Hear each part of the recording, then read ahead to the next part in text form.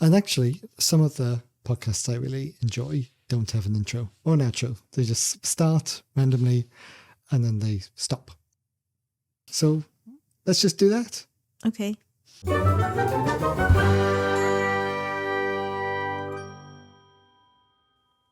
Yeah, so the first correction, I think what we said was, I told my mom that you were pregnant, and then it spread like wildfire. The way that we worded it, it made it sound like because we told my mom, it spread like wildfire, therefore inferring that she's the one that spread it. And in fact, she's actually very discreet. Oh, okay. So Yeah, it was I just agree. the word She's order. not the type. And it was only after I edited it and put it up that I realized the way we worded it.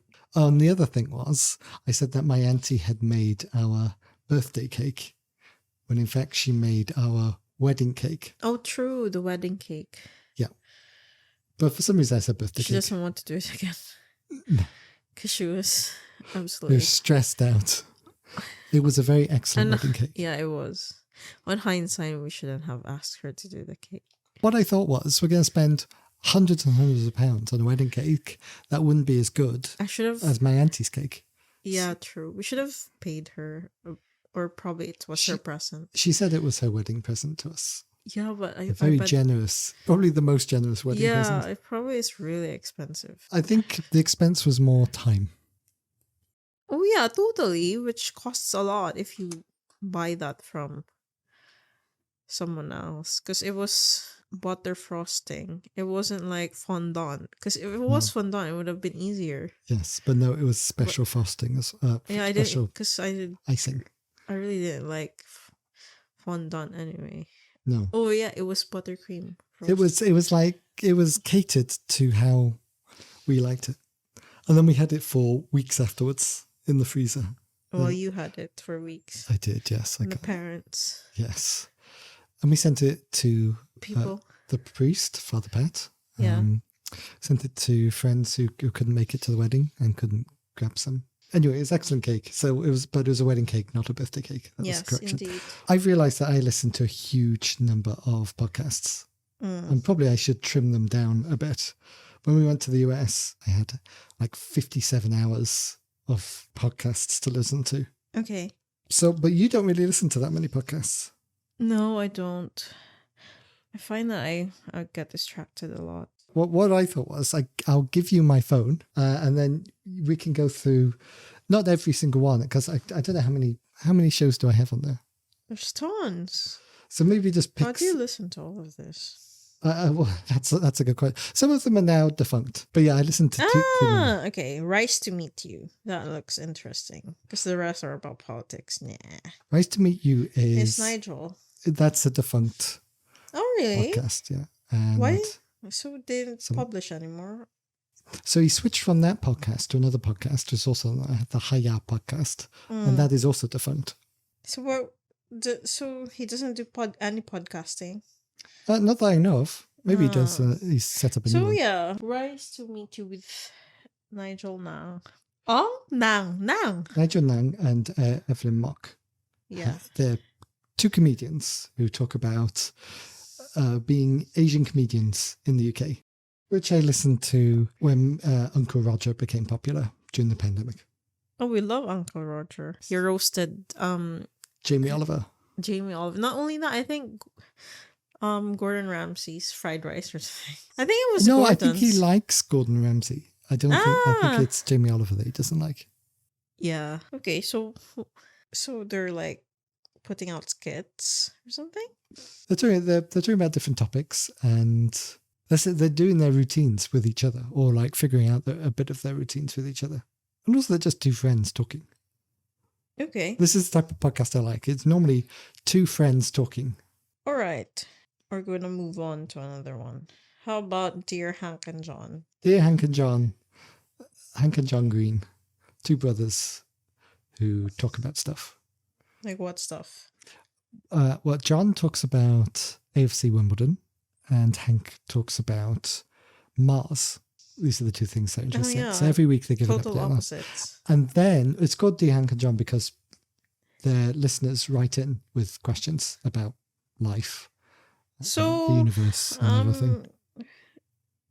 Was it Hank who's got cancer? Yeah, I think he's in remission now. but Oh, he that's had good. cancer. So we have they both resumed the podcast then? Yes, it's more intermittent than it used to be, Mm, but probably resting. yeah, I think so. Which is understandable. Because it was once a week for years and years and years, like maybe. So Johnny's 7 talking years. about AFC Wimbledon. Yeah. Yeah. Well, the format is it starts off the format does change subtly over time, but it starts off with a dad joke, and then they ask questions from their listeners, Mm-hmm. and then at the end, John gives an update on AFC Wimbledon on what's going on with them, and Hank gives an update on Mars, the planet Mars. Why specifically Mars? Well, Hank's like a scientist. Ah, I see. Or, well, he loves science. He's a science lover. And Mars is a subject of fascination for him. All right, so let's pick something. I really want to avoid the politics ones. How about How many politics ones are there? there's loads. It's almost half. How about Kermode and Mayo's film review?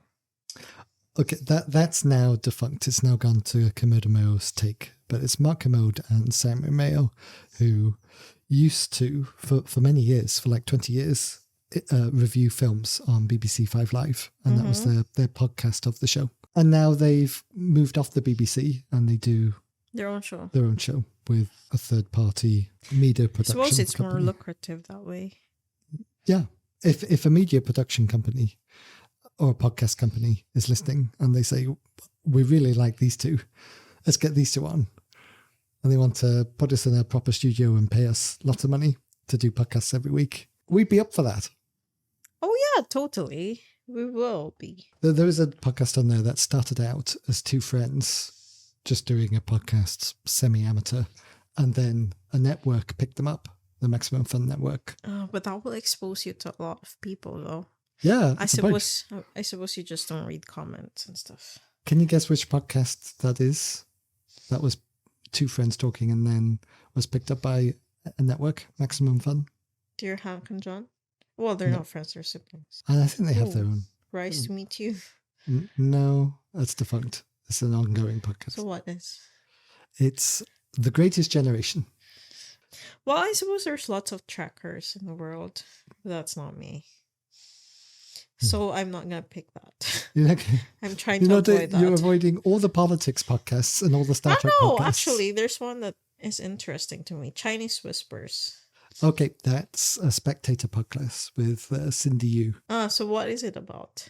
It's sort of a review of what's been happening in China Mm-hmm. over the previous week and talks with some China experts, expats living in China or Chinese people in the UK, Mm-hmm. and just talk about what's going on in China at the Oh, moment. Why do you think And it you're can interested in be that? cultural, it can be political. Why are you interested in what's happening in China specifically? Well, China is such an important country in the world. It's an emerging superpower. Second biggest economy in the world.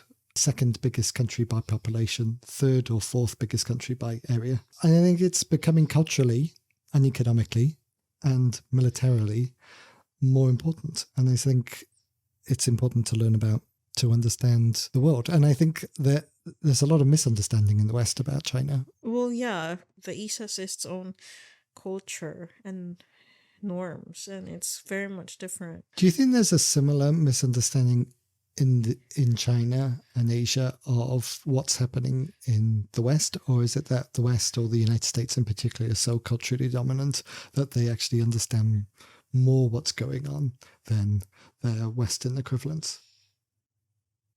I The really West. no, I don't think so. I think They understand because the West is so cultural. yeah, it's so dominant. And it seems like because the West pushes their cultures and values a lot, you know? So it's like the West is pushing, but the East is like, oh, come on, wait a minute. This is not how we do things. Do you get what I mean? Yeah. Any other podcasts look interesting? Inside the Vatican. Oh, okay. Inside the Vatican is Jesuit media. Ah. Oh, why? America, which Jesuits? is a Jesuit publication in the US, does a weekly podcast just talking about what's happening in the Vatican. Oh, okay. Oh, and it's Gerard. Scandals and stuff. Yeah, scandals and stuff. But it's Gerard O'Connor, who is a veteran Vatican reporter. He has a similar accent and similar way of speaking as Father Patrick Brown, who presided over our wedding. And so in some ways, when I'm listening to him, it's like, oh, I'm listening to Father Pat, which becomes a little weird when he talks about his wife and kids. It's like, Father Pat, what are you doing? Oh, it's not Father Pat. Does he sound like Father Pat? He does. Do you want to listen to a bit? He's an economist and presents himself as He doesn't sound like Father Pat. Does he not? Okay. You don't think so? Yeah, he doesn't. Father Pat has a different voice. Gerard O'Connor wrote a book about the 2013 conclave because he was reporting. He was one of the reporters on the scene. And he said that he got a feeling that Jorge Bergoglio would win. A couple of nights before the conclave started, he invited Father Jorge, as he called him, over for dinner. And so the future Pope had dinner with him and his family. And he said he just got this feeling, I think you're the next Pope. But the thing is, his son was studying in the UK at the time. And he said, oh, Dad, who do you think's going to be elected Pope? Me and my friends want to put a bet on it. He wouldn't tell his son, oh, I think it's going to be Father Jorge who's going to win this. I was like, no, give your son a... Maybe he's too honorable to do that. I think so. Yeah. Also, that would have been inside information, though. It wouldn't really. The conclave is closed and sealed. Yeah, it's sealed. That's true. But he would have known a lot more. He would have known more, but Yeah. I don't think it would be classed inside. But no, he refused, and I felt really bad for his son because I also bet on the 2013 conclave, and I lost. Who did you go for? I bet An on Italian one. Antonio Scola. I Oh. bet he would be Who? elected Pope. Wow, it's just In fact, lots of people thought he was. When the white smoke appeared from the Vatican, Milan newspaper published a headline saying, congratulations, what? That's Cardinal embarrassing. Scola elected Pope. It's embarrassing. Well, they think they had it ready to go, and someone just pressed go before Without knowing. knowing who it is. Yeah, but I It's a think bit stupid. to be fair, a lot of papers probably had written up biographies of the likely candidates. Yeah, Well- the funny thing is, you know how much I love American politics and British politics, Yeah. and actually Australian politics. It's nothing compared to Vatican politics, and specifically conclaves. I get very, very excited during conclaves, and I learn all the cardinals, look at the betting and what names they might take. Oh, no one was predicting Francis, by the way. John Paul III was I think one of the big names. Well, John the 24th was another one. Paul VII, but no, I don't think anyone was predicting Francis. I'm sure it's on the list, but maybe it's like 100 to 1. Okay. The Number File podcast. Number 5 is predominantly a YouTube channel about mathematics run by Brady Haran, who actually appears a few times in my podcast feed. Yeah, and so on the Number File podcast, he talks to famous mathematicians or physicists or people just generally interested in mathematics, and he talks to them about their life and their research. Gosh, that must be... Well, I suppose you like numbers. I like numbers. That would be boring, though, just listening to that. I think it would have been more appealing if it was on video or something. But Well, I mean, the most of Number File is a YouTube channel talking about maths. It's predominantly... I would have been really interested in this video if I was at school. You know, when I was like I in think grade school and high school, I would be very interested. I think a lot of high school pupils look at that. And the thing is, Number File... Yeah, I would totally have listened to this or have watched the videos. But now, I don't feel it's going to add to my life. Well, you know, if you know what I mean.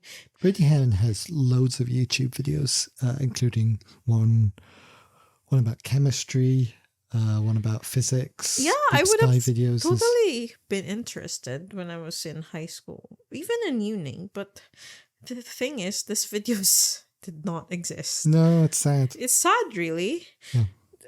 To be fair, I did have access to tutors. Oh, okay. So that's probably the best It's alternative. probably better than YouTube videos. Yeah, but like, it would have still have been fascinating to learn all about this because I was that hungry about learning during those times. It's a good hunger to have. Yeah, but then now We need to instill it in our kids. Yeah, but then now I feel like, oh, this is not gonna add value. You know what I was thinking? I do want to listen to podcasts, like the crime podcasts. Apparently, it's really popular. Yeah, Those types of true crime. True crime podcast. Do you know the weird thing is, although I listen to literally hundreds of different podcasts, Yeah. the one genre that I'm not interested in at all is true crime. Why? It's very depressing. Well, it's depressing because there's sort of two sides of true crime. It's firstly the victims and the impact that the horrible crimes have had on their families. And then it's the perpetrators and like the impact committing the crime has had on them, you know. Yeah, but the And thing, but also, and then there's like a third case, which I find very, very upsetting, is when somebody's been wrongfully convicted, that is true. which happens a lot But in for the US. me, I don't look.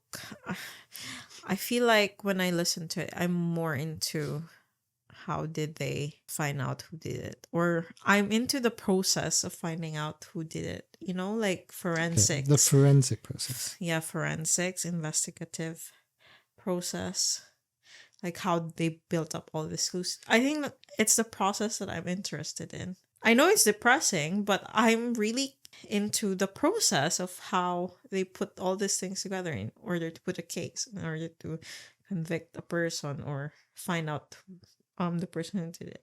Yeah, I think that's how I see it. that's interesting. I like watching, as you know me, I like watching Murder mysteries. murder mysteries, crime series. It's not big.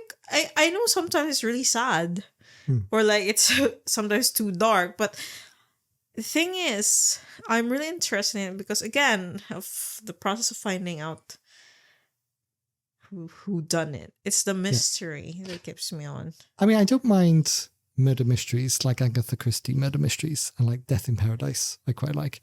But because it's so fictionalized, you know, it's not a real person. When someone dies, no one actually cares. It's not like that people grieve, but they Well, cry you for haven't one watched scene. the And then, crime stories and stuff like that. To be fair, those ones, the real life ones, they are a bit, I don't know, traumatizing. But it's not. Yeah, but some of them are really horrible, horrible crimes, especially the ones that are committed by adults and the victims are kids. oh yeah, that's I think that's the one I try to avoid, to be fair. yeah, no. I don't like murder mysteries or crime dramas that are too graphic or too, you know, I like a Poirot or Miss Marple or Death in Paradise. You know, that's the sort of thing that I like. I did start watching Harlan Coben series. Oh gosh, some of them are really dark, and I feel like there's darkness looming into me. You know, the weird thing is Agatha Christie used to get frustrated when people said, oh, you know, oh, we love your novels, or they're so entertaining, they're so jolly.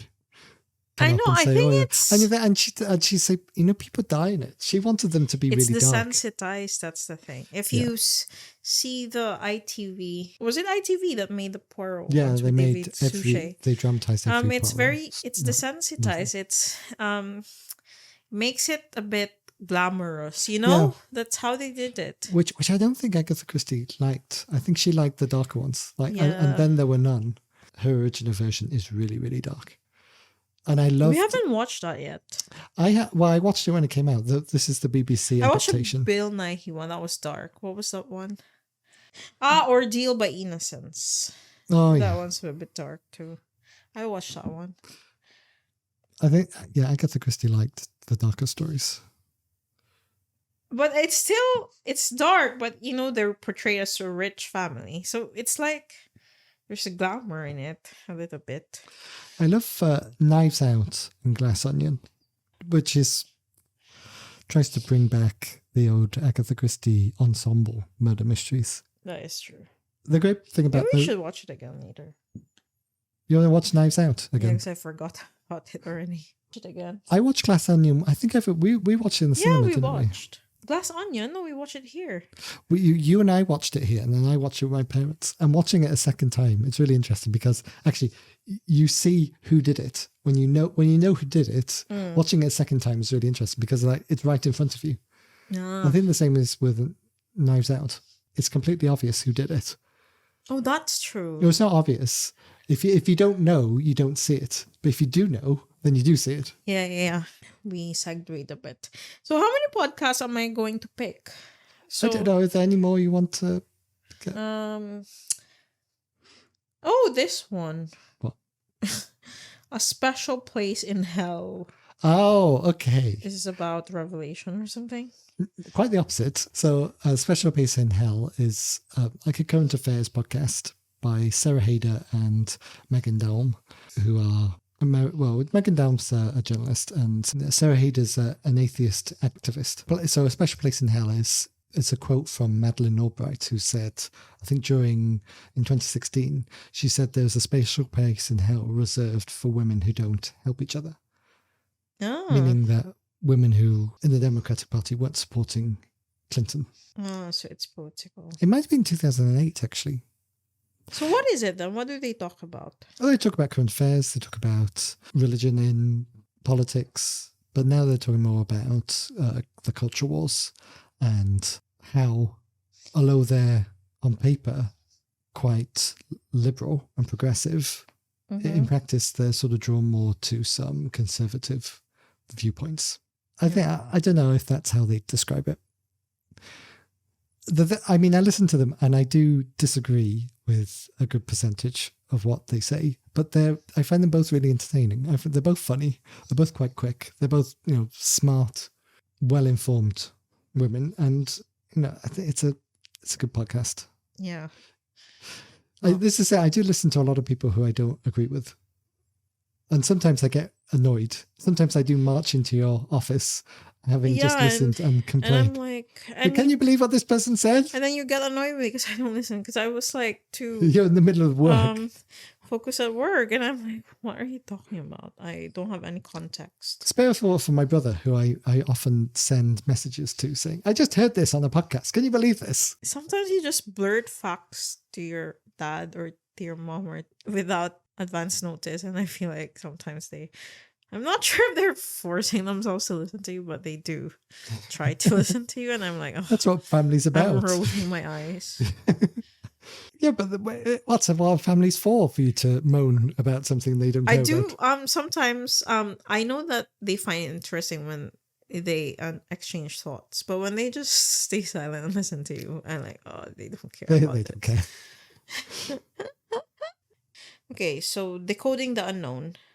Oh, Decoding the Unknown is Simon Whistler, who does many a YouTube channel, and he looks into conspiracy theories and like paranormal phenomena and historical myths, and he debunks them. Or his writers debunk them. I think this I will find interesting. Okay, this one. Is Elvis Presley still alive? Surely he's dead. Yeah, well, he died in 1977. So why is this even a question? Well, people think he faked his death. Why? Well, because he was like super famous and he wanted to just get away from it all. But because of the level of stardom he had, he couldn't really escape anywhere. So he faked his own death. And so Simon Whistler, actually, it's not Simon Whistler, it's his writer. Simon just reads the script and comments on it. They came to the conclusion that, no, he died just as everyone said he died in 1977. I would think he's already dead. Well, the weird thing is, he wasn't that old when he died. He was in his 40s. So if he was alive today... 40s? If he was alive today, he'd be 80, in his late 80s. I mean, he could be president. He died in his 40s? He's so young. Maybe because of lifestyle. Oh, yeah, it was his lifestyle. Oh, there's lots of interesting episodes. Do they do this on YouTube or something? Decoding the Unknown is a YouTube channel as well as a podcast. Ah, okay. I'm going to watch because... I'm gonna watch one of the episodes because there's this big pharma hiding a cancer cure from us. That's interesting to me. Was the Jonestown Massacre orchestrated by the CIA? Just to say, the answer Mystery murder of room 1046. Yeah. Did the mafia poison the Pope? Yeah, the thing is, the answer to every question is a no. Is no. Yeah, but it's just interesting, I do like conspiracy theories, to be fair. I mean, do you like believing them, or do you like them when they're... No, I don't believe them. I like, You like them people when they're debunked. analyze it. I like people analyzing them and say whether it's the true, whether they think it's true or not. I'm not gonna instantly believe them, but the conspiracy theories in themselves are interesting. I don't immediately believe them. I want people to analyze it, and that's why this interests me. This is gonna be the second to the last one. I know the last one that I will pick. Okay. Okay, the pollsters. Who are these two people? The two pollsters. This is now one of the defunct podcasts. Sadly, I think they stopped just before the 2020 election in the US, and then they started just before the 2016 election, or actually in 2015. US elections last a very long time. I listened to them for about 4 years, and then they picked up. So it's a Republican pollster and a Democrat pollster talking to each other. Are they sensible? Yeah, they're both sensible. That's good. But Normally, sadly, people from this not spectrum. I got two parties. People different who support these two different parties. Normally, when you sit them down, they probably don't really have a decent conversation. But do they? No, they do, because I think they both approach polling from an academic point of view. And So it's like unbiased. I really, I've been hoping this year that maybe they'll come back, because it's an election year again in the US, and maybe they're going to say, actually, yeah, let's revive the podcast. Okay. But they haven't so far. Well, maybe because it's not the peak of the election campaign yet. Or do you think they have fallen apart? I don't think so, but They've fallen out, sorry. I don't think that's why they. I think they stopped doing the podcast because they both got super busy. But no. Okay, so the last one. Can I predict which is the last one? Which one? Maiden, Mother, Matriarch. Yeah, Okay. Miss Fairy. Because you always tell me she's your crush. Maybe because as a rebuttal to when I always tell you, oh, this guy is my crush, and you say, oh, I have a crush too, Miss Fairy. So this is why I picked it as the last podcast to be talked about. Obviously, how did you know that Maiden, Mother, Matriarch is Louise Perry's podcast? Well, because I saw it. So I was curious about this. Yeah. Right? This a graphic of the podcast. And I was like, what are these three women? And an M. So I clicked it and I read Louise Perry, and I thought, oh, this should be the last one. Okay. Because you always tell me about her. So, well, Maiden, Mother, Matriarch is like actually, I think it's a Maiden, Mother, Crone is the thing, but Matriarch sounds better. Okay. So it's the 3 stages of a woman's life. You start off as a maiden, then you're a mother, then you're a matriarch of the family. Oh, and then why are you specifically interested in it? I feel like I should be interested in this one. Well, I quite like Louise Perry. Again, I don't agree with her on everything. And in fact, talking about A Special Place in Hell, Louise Perry's had both presenters of A Special Place in Hell on as guests. So every week, Louise Perry interviews somebody who, actually, it's a wide variety of people she interviews. It's about culture, religion, culture wars, politics in general, difference between America and the US. America and the US. Sorry, America and the UK. She's a gentle interviewer. Because before each episode, she previews what you're going to hear. And she said, oh, in this interview, yeah, well, we did disagree a bit. I thought, oh, they're going to have an argument. And it's like such a gentle argument. She's a good interviewer. If you subscribe to her Substack, you also get her and her husband talking about culture. Okay. They do film reviews together. Oh. And do you like it? I do. I sort of, in a way, our podcast was based on her and her husband. Ah, so you're copying them. Yeah. And it's been one of the podcasts we didn't talk about was Delete This. Stealing IP. It's an open source Well, we're idea. not openly admitting that or something. Well, I can say it's also based on Delete This, which is Hank Green and his wife. Oh, yeah. I saw that. Doing what we do, just talking about different topics. Okay. The funny thing is about Louise Perry and her husband, when they do their bonus podcast, Louise Perry has the good microphone. Yeah. And her husband is like always on the other side of the room. Why? And so she says, yes, so we watched this film, didn't we, darling? And then he says, yeah, we did. That's great. It's like, Ah, why is he in the corner? Why is the they poor should guy? they should buy this microphone. Yeah, they should buy one each. Yeah, that we have. Because obviously, Lewis Perry. Because we tried doing this in one microphone and it was It such didn't a work, faff. yeah. Obviously, the people who Louise Perry interviews, I think they're pretty much always remote. She doesn't invite them around to her house to do it. So they have their own microphone. She has her own. But when she does with her husband, they're in the same room. And he always sounds like he's on the other side of the room. It's just funny. They just need to buy, or Louise Perry needs to buy her own husband a microphone. So She can afford it. Yeah, just like what we have. So what do you think of my my many hundreds, it's probably well over 100 podcasts? Oh yeah, there Yes, are of ones that I find really interesting, but there's an awful lot of podcasts about politics. Which You I'm like, managed to avoid all the political podcasts, all the sci-fi podcasts. Where is the sci-fi podcast? Well, that's one. Get into Gate. Greatest Track. Well, it didn't really appeal to me. I didn't even know Newbie what Star it was. Trek. Okay. Well, yeah, I'm Seldon Crisis. really not gonna pick the Star Trek, the overt ones where it's really obvious that it's Star Trek. I'm not gonna pick those. Is the Good Place podcast? Is that a sci-fi podcast? I suppose it's Is that Well- the Good Place podcast? It's about the Good Place series. yes. Ah, So that's sort of like but fantasy. there's lots of. We already did 10, and if we talk Yeah. about a lot of them, we won't be finished. So I just No, picked the no. ones that I feel like I find interesting, right? Okay. No, I think that's right. Do you have a baby update? We had a scan. Yes, we did. We saw the baby in more detail. What do you call that scan with the detailed So scan? it's an anatomy scan. So An they're looking for.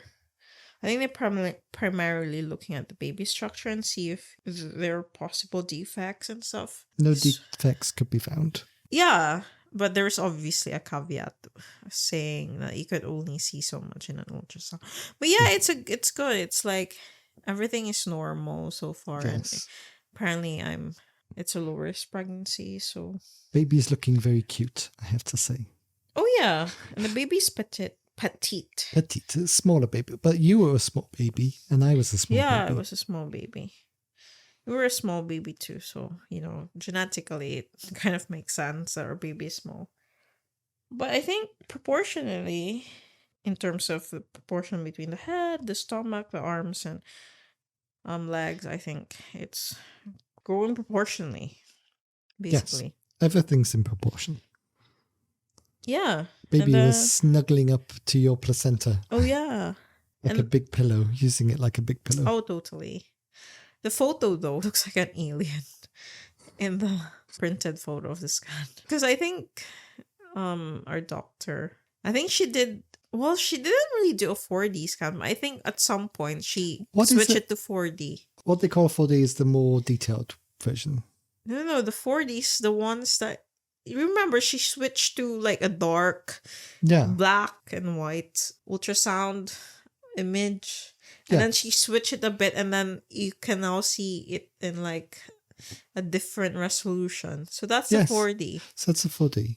Why is it 4 dimensions? What's the fourth dimension? I don't know. Just research. Because in a way, the ultrasound is 2D. So if anything, it would be 3D. Mhm. Yeah, they call it This- 3D 4D scan. Okay. So I'm not sure what's the difference, but but that was not our 3D 4D scan. I think she's gonna do it on the 28th week Okay. because the baby would probably be more developed and stuff like that. Yes. But I think she just showed us a snippet. Yeah, which was nice. Very cute. Yeah, we saw everything like the feet, the arms, Toes, little the toes. the fingers. I mean, everything. I've seen everything. I've seen it all. It's going to fly now. Before we is. know it, there's going to be a little baby in our arms rather than in your tummy. Yeah, it would be exciting. How do we do the podcast when baby's here? Do we just wait for baby to be asleep and then chat quietly? Yeah, you can Quiet. you with can put the baby in the crib. You can have a baby monitor, and then when the baby cries, you just go up. Well, we have a plan. The podcast will continue. I think it's good for baby to know what were my parents doing when I was just born. How are they coping with me? I think it's a good. You would good be time. interested in that. I'd be really interested in what my parents were doing when I was first To born. be fair, I would be if my parents did this sort of podcast. I would. Yeah, probably listen. they're the audience. Are we gonna pod today? Are we gonna pod this weekend?